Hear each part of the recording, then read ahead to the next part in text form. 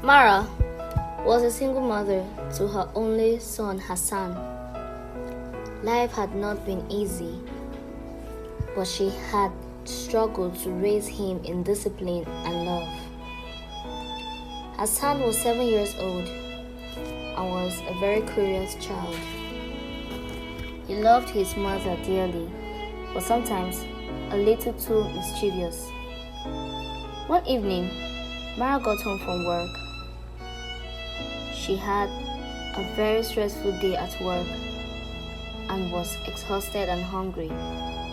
She headed straight to the kitchen to get food to eat, but unfortunately, she found the full pot of food she had prepared with her last money all on the floor, wasted, with insects roaming on it.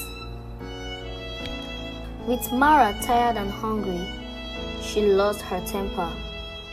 "What were you thinking, Hassan? How many times have I told you not to play in here?" she yelled out angrily, while Hassan remained there with teary eyes. But instead of being remorseful, he muttered something under his breath, and that only made Mara angrier. In that moment of rage, she grabbed him and spanked him harder than she ever had done. And blinded by her frustration, she sent him out of the house and slammed the door behind Hassan, who couldn't stop crying. "Stay outside for a moment. I need to clear my head, you naughty boy. Maybe then you'll learn to listen," she yelled out and headed straight to their room, leaving her son crying outside. A few minutes later, Mara's anger switched to guilt. Her heart got softened, and for a moment, she felt like hugging her son. She had never been that harsh towards him, and she felt like apologizing to him. Then immediately, she walked to the door and opened it, but her son was nowhere to be seen. "Hassan?" she called, stepping out of the yard. Panic gripped her chest as she searched the nearby streets, asking the neighbors if they had seen her son, but got negative responses. While some gave her different directions. Hours passed, and at nightfall, Mara was frantic. She called the police, her voice cracking as she reported her son missing.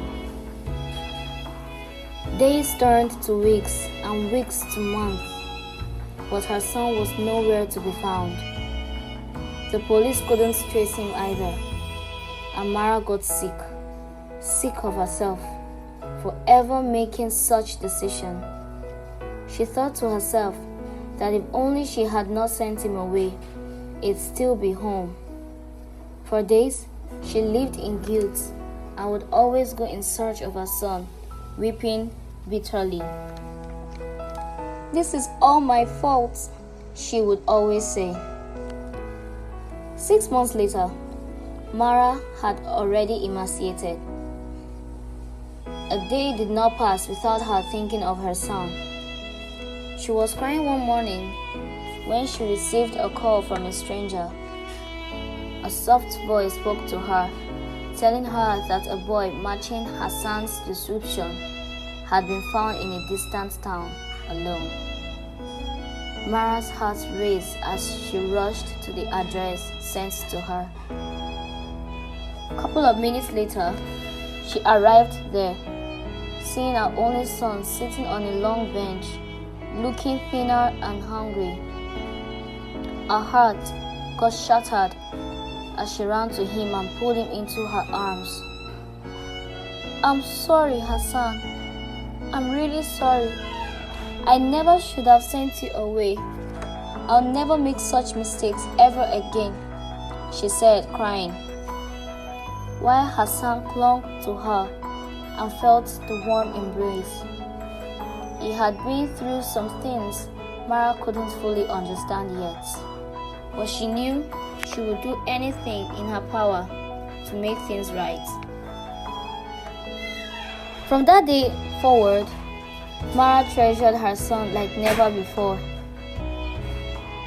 Every moment with him became a gift she wouldn't take for granted. The anger that once flared easily in her was replaced with patience and compassion. She listened to Hassan's story, made sure he felt loved, and never let him out of her sight again without making sure he knew how much she loved him. The trauma of losing Hassan changed her forever, but in finding him again, Mara found a new strength within herself. The strength to love without limits and to hold on tight to what truly mattered.